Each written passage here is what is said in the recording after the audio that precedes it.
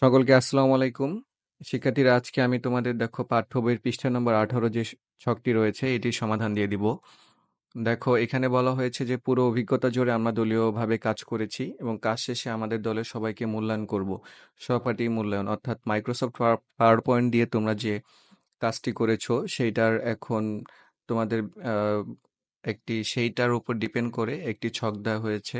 সেটা এখন তোমাদেরকে সমাধান করতে হবে। চলো আমরা ডিরেক্ট সলিউশনে চলে যাই।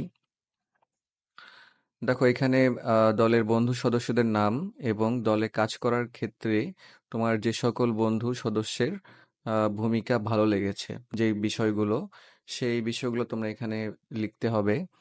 দেখো, ফার্স্টে নাম দিয়েছি আয়ান, সে লেখার বিষয়বস্তু ও শিরোনাম নির্ধারণ করেছে।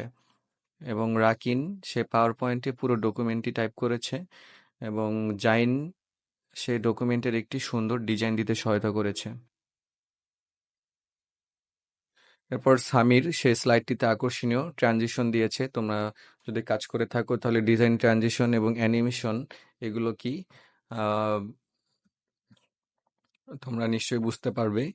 তো তোমরা যদি মাইক্রোসফট পাওয়ার পয়েন্টের সম্পূর্ণ একটা টিউটোরিয়াল চাও, যে কিভাবে মাইক্রোসফট পাওয়ার পয়েন্টের কি কি কাজ, আহ, তার ডিজাইন, ট্রানজিশন, অ্যানিমেশন, কিভাবে ছবি অ্যাড করে অ্যানিমেশন দিতে হয়, কিভাবে পুরো একটি ডকুমেন্টকে ট্রানজিশন দিতে হয়, কোন কোন লেখার ওপর কিরকম ডিজাইন দিতে হয়, এবং প্রত্যেকটা মাইক্রোসফট পাওয়ার পয়েন্টের তোমরা কোনটা হচ্ছে ভিডিও আকারে সেভ করলে ভালো হবে, অথবা কোনটা MP4 আকারে এক্সপোর্ট করলে ভালো হবে, অথবা PDF আকারে চাচ্ছ, তোমরা সবগুলোই আহ, দেখে নিতে পারবে। তো এটা হচ্ছে, তোমরা যদি চাও তাহলে আমাকে কমেন্ট বক্সে জানাও, তাহলে আমি এটার বিষয়ে একটি তোমাদের জন্য টিউটোরিয়াল বানাবো।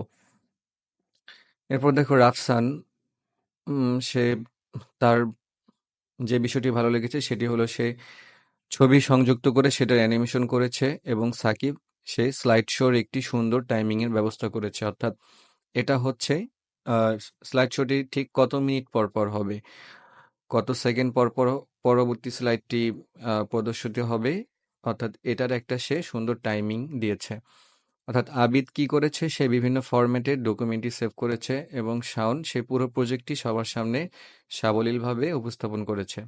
তো শিক্ষার্থীরা, আজকে এই পর্যন্তই। পরবর্তী ভিডিওতে পৃষ্ঠা নম্বর 19-এর যে সমস্যাটি দেওয়া রয়েছে সেটি সমাধান করে দিব। আল্লাহ হাফেজ।